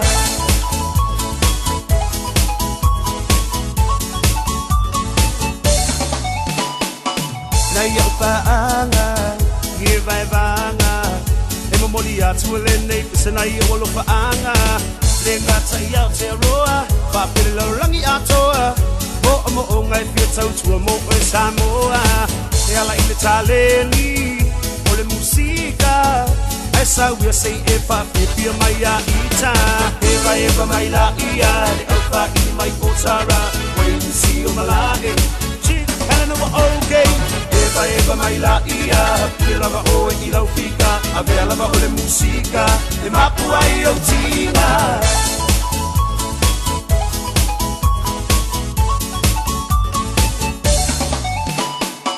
Ema mai i le mapu i tina, papipia i nai o e iana musika, musika malie, musika i leva, pate ailo, vai mai au aluena, vai au fica, nei soita, essa via o pia va ayatu wa sila, eva mai la ia, le alfa i mai otara, vai si o malae, chick Helena wa okay, eva mai la ia, pia lava o e ilau fica, avea lava o le musika, e mapu ai o tina, se vai mai o le nei party, e pa o le nei party, ai asu foi o le musika, e pisa le na party, paski mai lo i le mapu, oka e ua afu, so mai lo ma le mix low, so o singa o lo wafu, se vai mai o le nei party, e pa o le nei party, ai asu foi o le musika, e pisa le na party, paski mai lo i le mapu, oka e ua afu, so mai lo ma le mix low, so o singa o lo wafu, eva mai la ia, le alfa i mai otara, when si o malae, chick Helena wa okay, eva mai la ia, pia lava o e ilau fika, avea lava o le musika, e mapu ai o tina, eva mai la ia, le alfa i mai otara, when si o malae, chick Helena wa okay, eva mai la ia, pia lava o e ilau fika, avea lava o le musika, e mapu ai o tina. Radio Samoa, tasilima iwa tonu amo. Awani ABC fasala lawa tu sa on Radio Samoa le tamor sanga teto fitu ale balisi Pacific Sevens lua fe lo sumar farm. Wale balai ole Manuka Rovers imangele ile asotona i lua se fulu tolo November. Tele au mai Samoa male Pasifika ole a waile nei fa moi. Ua mafai ona au inatu ona ole langolongo mai company name. Moana Rentals, The Fono, Chimana Wholesale Orders, Pacifica Family Health Crew. Mana tu ole malisi Pacific Sevens ole lua fe lo sumar farm. Asotona i lua se fulu tolo November. I lunga ole Facebook mani YouTube ale Radio Samoa. Avia maua sosa, Omega Ka, Diana Lowi Moa, Omega Ka, Sabale Taumofie, Omega Ka, Fili Mailo ile Omega Ka. Omega Cars, lua selau Cavendish Drive i Manukau, pole telefoni o iwa lua fitu lima valu tasi lua. Susu mai Manukau ne, Omega Ka. Malole keisile Omega Ka. O le Parkinson and Bowskill wa silia mal se lau tau sanga lana tau tua i le ngau sia o maafa manatu ananga tā. O tau sa ili sa maafa manatu mo se pele ia oe. Le Parkinson and Bowskill na amatanga o sia na maafa manatu. Mai le afe valu se lau valu ono. Vala au lole o valu se lau, fitu tolu tolu, fa tolu tolu. Pe emaili le info@parkinsonbowskill.co.nz mo nisi whaamtalanga. Samoa ala tunu pele, wa tātou to aito nuk mai nei le whai ungona nei tau sanga, ma wa tātou ye fo I taimio aso fia ma whainga mea lofa. Wa tu whatasia nei ele 4SJC valvalu, ma uso malisi wha pēle ka kia microbe, le tau sala fundraiser mo le tātou whainga mea lofa re nei tau sanga, mo ta maam tina ma te tu e mapu whangalele, wha pēle ngana wenga tamaita I Samoa ne ke au kilani, wha pēle Samoa matonga, o le awha taunu ina nei wha moe le aso whareile nei, fulimo November, I le tu lai ono I le whiawhi. E ma whaiona wha tino sau fua ai official Pacific Easy o Tara o tahu humal taulang wha tau I mangele. E te tala fo I lewa noe wha tino I sau siva Samoa I le tātou tau sala fundraiser I le whale Samoa I mangele I le aso whareile nei. Whawhetai tele le lango Samoa, ma ia wha manu ia tele le tua I lau foai. Mo nisio whamtalanga, wala au le Pacific Easy I le o varse lau o tasi ono, po onu mera masani au kilani le lua fitu ono fitu iwa fitu wha, po le lua fitu ono fitu iwa vanu wha. Talofa, we're the Katinas, and you're listening to Radio Samoa on 1593 AM. O le temera tu le mai tolu minutu wa te aile tu la ima, tau tu ane Radio Samoa, so lima ima tolu a mo, manatu o lo o manuia lau tapo inga Samoa I mo to malawa, ia me so o tanu maunu le tanu tātou whanamala I no whanga, o lo tau sia pēa no tau sau fuama no tātou wora I au lofa o le li, a pa tau muawa no tātou sān pa ingon nei tau sanga, tō mānatu I māsina ua vai atu I māofa o tō pinangano mo tātou loto. Ua ea e maunga ifo I vanu tau nganga ifo lao pa moe moe tū pesiri la ngona e sola manatu aisea o me tutupu o me fetu leni mai so I fua mreola. A tātou manatu pa maoni o leli. A le o tātou māputa le ne pia pipi le mu. Ma o tātou baba ai atuaile si ui o le nei tau sanga. Ia o le tātou wha tua maritari tonu I le lofa o le li e mamori atu lo tō soifua. So mātou wola le whai unga nei tau sanga au noa mani pōpō ngā. E ulawa o nisi o le maro le tonu o lo whaatau tō lia. I ngase o le tino. Sila fia le li mea uma te au ngangi atu e te tatano atu. Sila fia le li o le pō mai o pō mai. O lana wha maro longa o lo pa iatu, pa iane, pa ifo. Mo le mano si tātou te au ngā mo ia malona pilingalo. Ainga po pia ngai fa no anga o ni se pele ma tanga o motsian malanga maliu ia fa mai se lava le nganga o le ia to ia mtato sanga bi ia I pelo tato tua ai fa ma lord for lau pa tai to asinsina o lau talo ia mai se o le pale mai ua tuana ia tu le tau malulu sa tau wasa mai la ngona le lofa tu ua toa malulua taime o mai ai ia tau malulu netunu tate alofa I tu asinsina I le pia no nofo I nei pia foi I lau ele tau soifua e ai matou wola e ai file mua ai tātou po alama tūranga pe mativa pe le mativa ai tātou te fia pe mele upu whapirutania no place like home tātou te baba ai pea ia so uma e susu e whamalama o le tangata I tō tasi ia baba ai si o tātou te no e pele o tō pinangano mo tātou loto manatua e lau te tāno Samoa manatua le parimia maraka peneta le tua ngai le ato Samoa o lamba na ia long whanau e mese o le au pengano penga tofi o lo whaamuri mai lau ele tō soifua e ai tātou wola e taritono o te talo mai mo tātou te talo po I mo tātou e lava on tātou whero ai pēi tāro sanga mo lia le aso e matu wha malo wha tainu maro le tunu malo po lau ia manuia Toi masino ne tau sanga e le alofa malanga le leo tātou tua.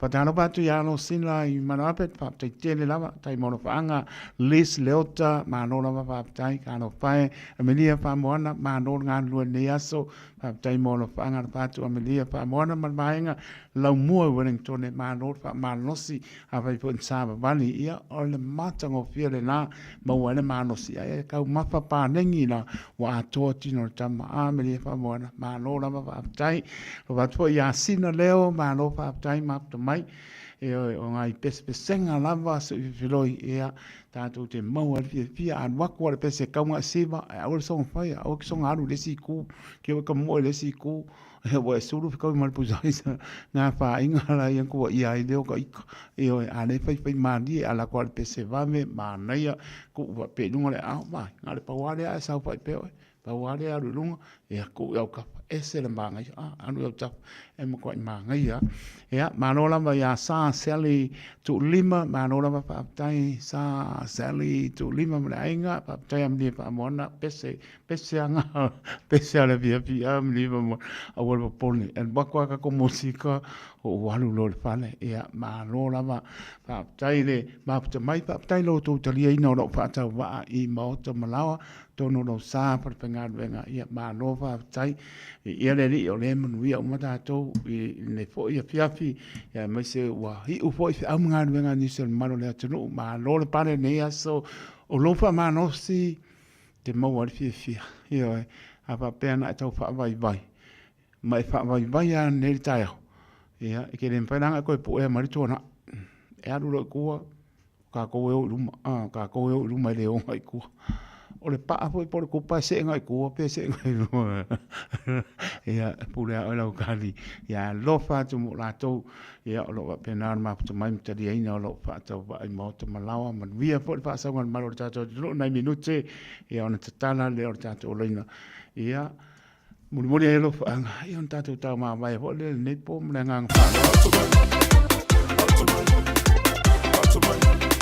wa ku te kausa ma ku te kausa Manero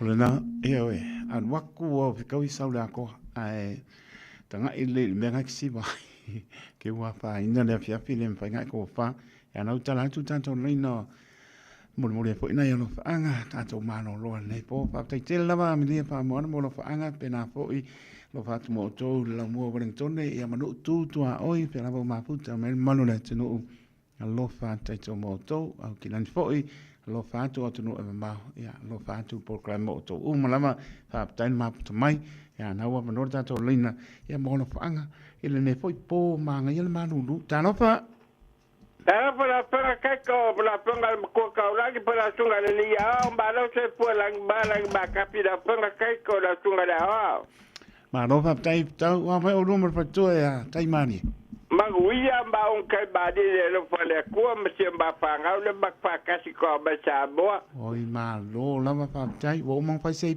ti ta ma fa tu o ma ka ma fa le ki o le ka ma fa la skurimbi bange lo para kako e kaui le ti ma la skurim manuru ba skurim manuru ma de ki vera kap kofe ya sa no ia i tau mo ta no kai ko bro mo lo fa la para kai ko ba ko bang fa no ba ngali ai la ma se sio ko kai ko a pe ka ba ko ki ba ko ska ko lo fa ku kai ba de mai ka chef a pe la tunga fa penga sa kra le ba ese fa ku lo fa mang fa lo ba ngali a pe la tunga fa penga ka ara fa manda mang fa lo ba ngali lo fa kai ba de mai ka chef a pera tunga fa penga Filippo Maleku ka songa le ka singa tere ka Filippo Maleku a pe ka ba kai fa au simba ko fa au ka ba ka ya limba se Filippa a pe fa au tunga fa penga va ele makiva ma fa ku a kwesh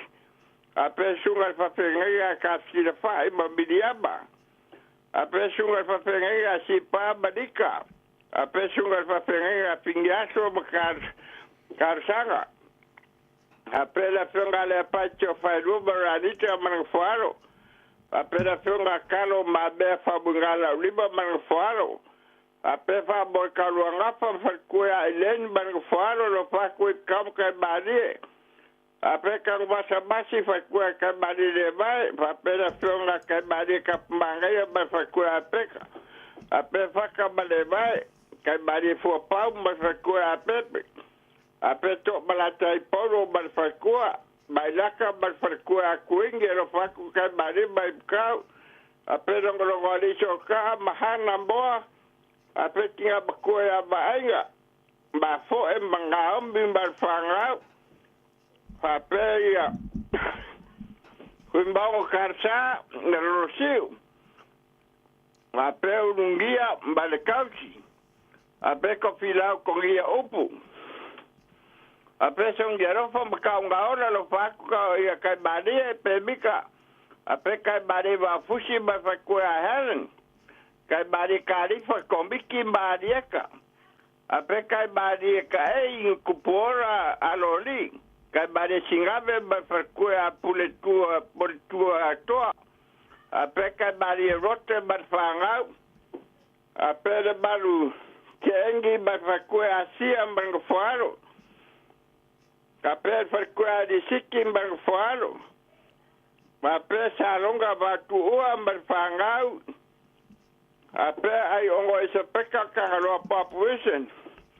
Kapel kongirio mahinde berfangau. Kapel bale pemesulika oskadia.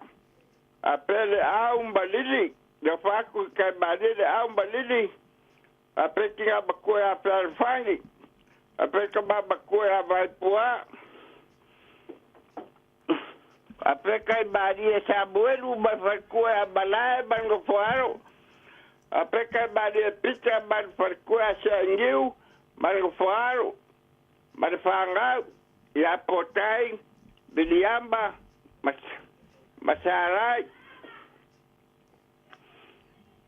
Arofa aku umba so se le panga so se le paka so se le pasamai so se lubaga. So se la fanga el pulongo se la fai kumbuan pule se la fai ku ambala kau banyak kai berba fonki lo fanga ngai bakwa kau se fon kai bade pebi kau ha Pakai kelela pakai kombolo abangoa. Ya, pa tai lava manuia malo longo le po, alo fatu mo lua male no po alo. Ia pakai la pakai ko. Soi po. Soi po ia. Soi po ia. Ia, mo le no mano lon sai mai. Ta no fa. Malo soi po. Hello? Ia, mo le no. Ia, fastaya taito mo le manoa. Lo lava pale mai so au mai o man no po. Ia, ia lava le lo fa malanga le le li. Ia le li, ia mo le no so. Ia, fastaya lava, ia mo le lava na ia no faanga. Mo nai ainga.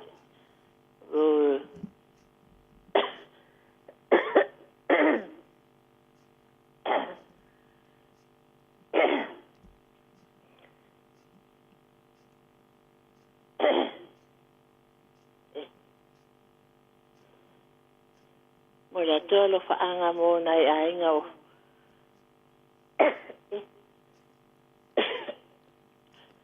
Ainga lo whanongo mai nei tu la. Ia. Lo whaanga mo swailua male.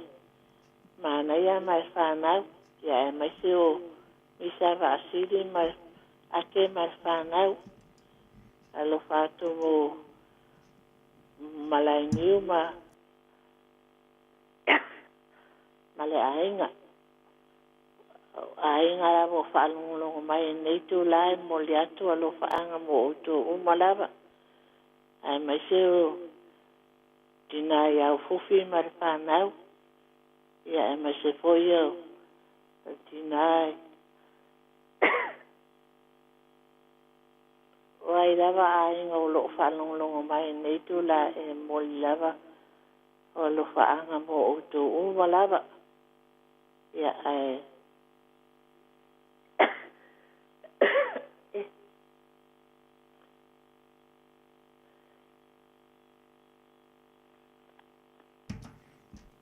Okay, ta ua salau.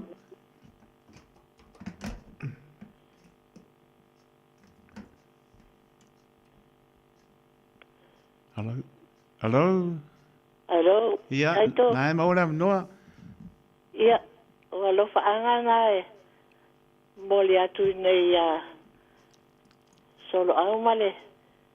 Male whanau Henderson. Ai lava. Alo ptele atu, mo vi mano longo le po. Ia, whaftai lava. Soi po ia. Ia, soifua. Mo le no sa no mai ta no fa. Alo whataito. Alo soi po. Lo pionga tia ko no atonina o mai. Ia, le arawa malo lo si whaftai watu lo stunga lea o. Ia le li mo vi o mano fo alo, ia me so ia to ina fa mano pe telu male ato si to e kanesia, mano lava po lau. Ia malo fo ili ngalu ili nei. Mafia taito. Tai lava. Malo lava tau tuati mu. Ia whaftai fo i mole awa noa. Ia, e mole atua o lo whaanga siau e kale sia pele ai mai se siau tamaturi ina wha maalua malino whaalo. Mai sele loa loa le kale sia ato umarawa ina i tamam tina matua. Si ho nai alo mo whanau. Ai mai se fui la tō whato tolia i mai tūngā le le o langa. Ia anga le le atua. Ma fesuasuani. Lena whaamaro longo mana ia i la tō lo whato tolia i mai le tino.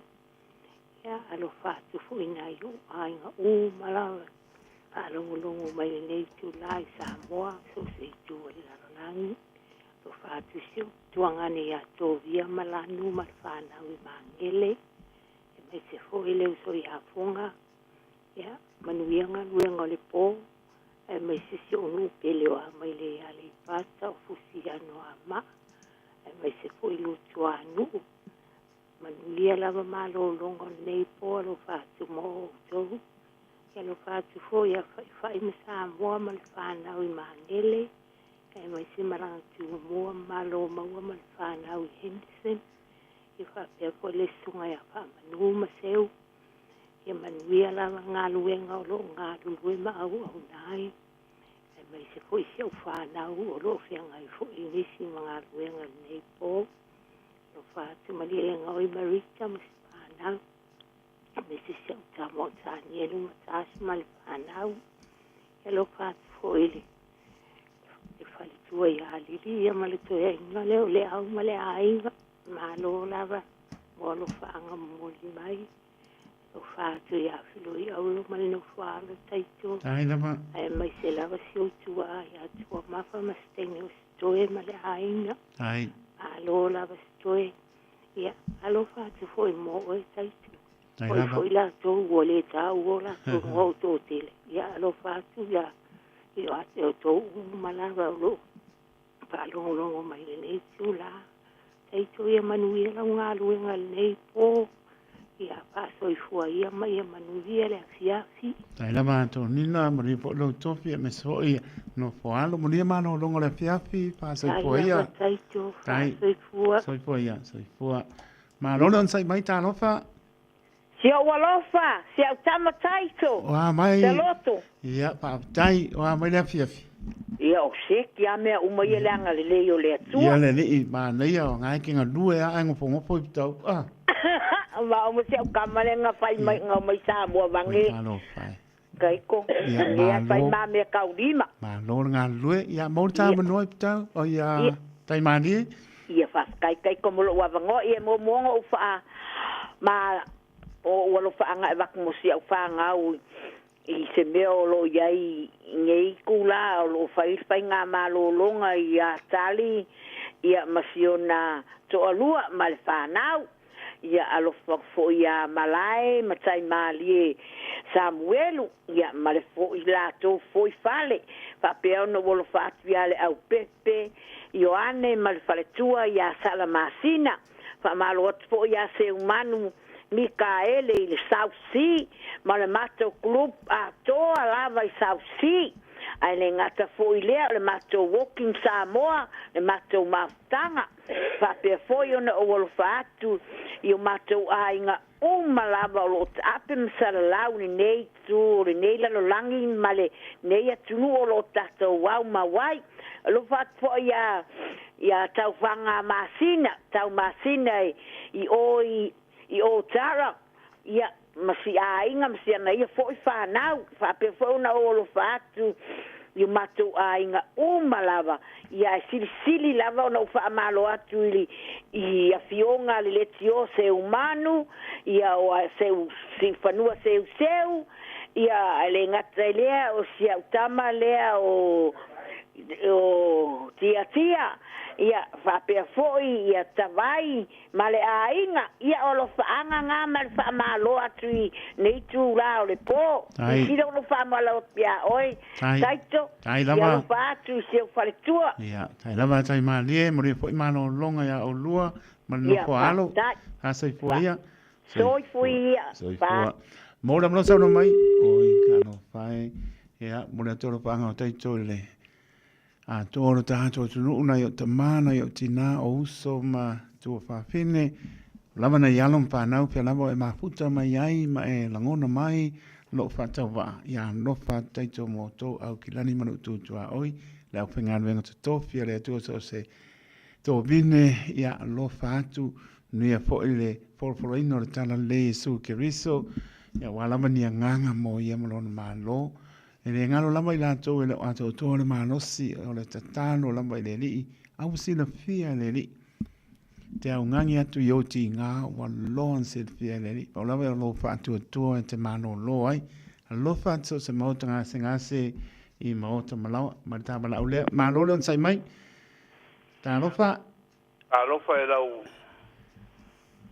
sunga le li ki a kongo po lau fionga le Ma ro pa tai au pia mai le fia fi manulu lo fionga le au mar pa tua ya lili ai o la por kala me de ngia lo fanga I oe la ua la lo fa mai se tua fine ya Antonina mai West Auckland o io fa ka mo wa ku lo por kala me io la le bo video kwai ma le ang fa lo lava la fionga kai ko sa no ye mo le no le au pas kai ke de lava ia o lo whaanga masangi wa sa hoi ko e mawangi wa kaungo pulea kanka e kiuke aka ia lama ia ai mawangi wa ngoi mo le koe o lo whaanga sia whaanga unu ngei po ai le momoe le fionga ya mapasua ma siong fo ko lo fenga mga luenga man fanga ngai po ya mai se fo ma ka ele kai no show isten mo pe siela manior mal la fanga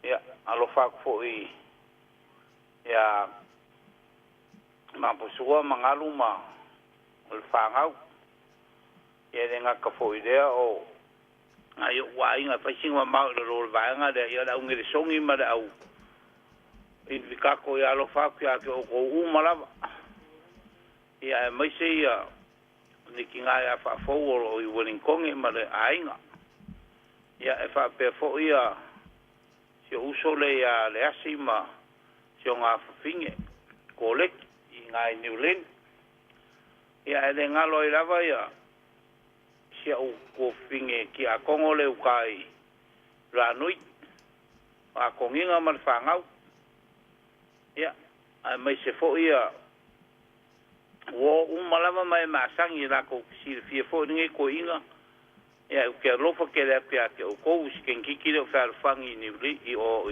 on hanga fa pe fo ile sken kiki le la ke so ka ya o peri o ide ai o kai marie ya mal kamai ai pukau ya mai se sken kiki le kai mangele o fo vai pua lo fo ke le pia ke o ko ngi kula fiafi e wi ang fe me o sama le ma lu ri Moni le malulu ale fiafi te angoto le la ma me o la e pa ne la e ane pa ponga na tunu ya wala va ya lo fa anga lo fa ke le ko mo la u fion e la ku ke ngi po ya mai se ko so de ka ya ngi ka po ya tai la o si ya lo fa tu mo no nga le venga le pasi ki ka po Pei also dia mo meu. Que fez aí aí um olhar porque ya ai lo fa que le kai ko tai a mai ala o que ngai po ko un mo como le po le lawa e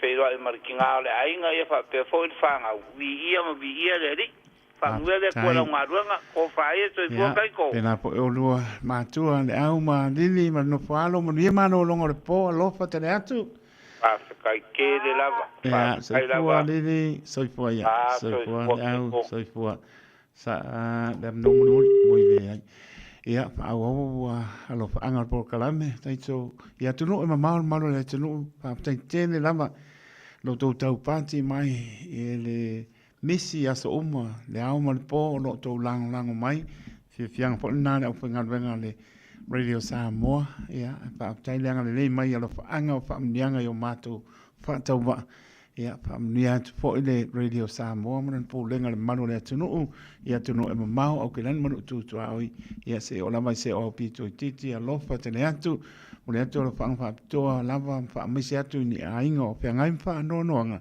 o ni se pele ma tanga mo sia malanga maliu fa mai se le nganga o le li la to pe ngai manga sanga o tino i so se mauta ngase mauta malawa ya alofa te le atu mai e pa mano longa le li ya te o to malama pa tai lang mai nei po mai ia le pese le ya ma to lo anga tai ton malo le tunu ya ta to ma mai le te la por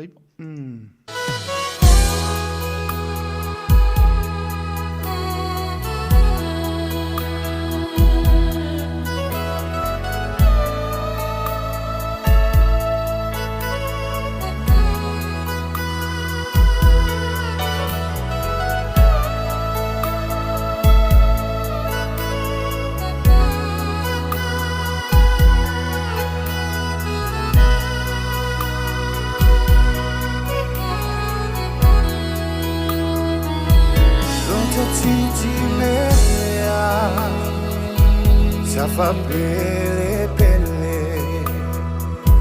lo tai tu tino le va esi it's a malu ifale suli ole ele le tama futanga ia so etele Atama bae e pio taloto le tama futanga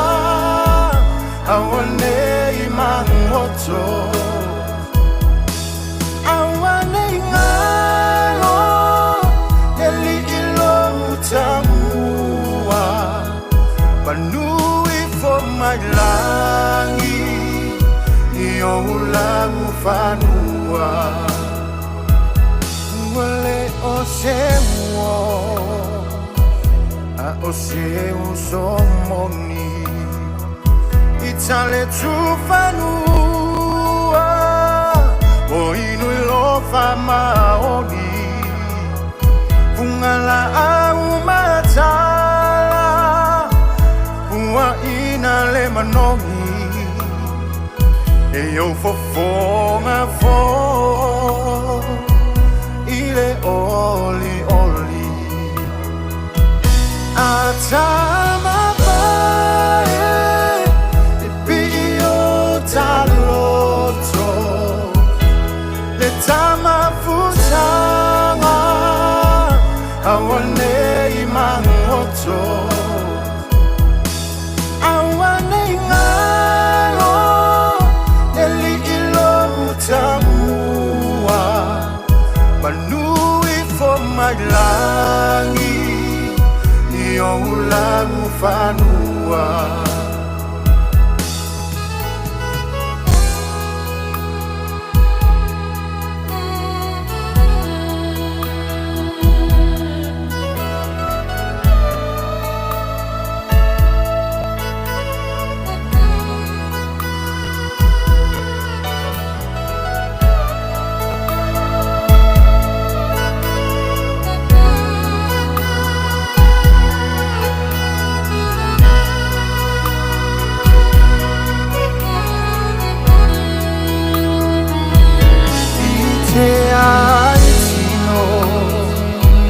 Waiwa o matinga Esa pitila whainga Tama ilo la lenga Tivao o awhia Ne ingalo mai Ai pele o e iloto He se tito lai Atama pae E pio taloto Le tama futanga Awane imangoto Awane ingalo Neli ilo utamua Manui for my langi Iyo ulangu fanua Atama pae E pio taloto Le tama futanga Awane imangoto Awane ingalo Neli ilo utamua Manui for my langi Iyo ulangu fanua Manui for my langi Iyo ulangu fanua Manui for my langi Iyo ulangu fanua It's the memory of an old Christmas card. There's an old Christmas card in an old dusty trunk, and it brings back sweet memories dear to me. Though it's faded and worn, it's as precious as the morn when I found it 'neath our first Christmas tree. I thrill with every word, every line. Guess I'm always sentimental round this time. Pardon me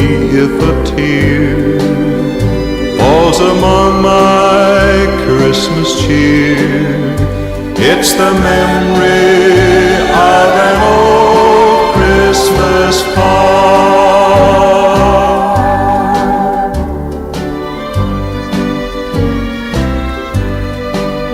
You know, I don't know why I get to feeling sentimental about this time every year. But every time I see a Christmas card, I somehow can't help reminiscing about the very first Christmas that you and I spent together. What a beautiful Christmas card you gave me that year. Why, I know you must have looked through thousands of cards to find that wonderful poem that still brings a tear to my eye. I thrill with every word, every line. Guess I'm always sentimental round this time. Pardon me if a tear falls among my Christmas cheer. It's the memory of an old Christmas card.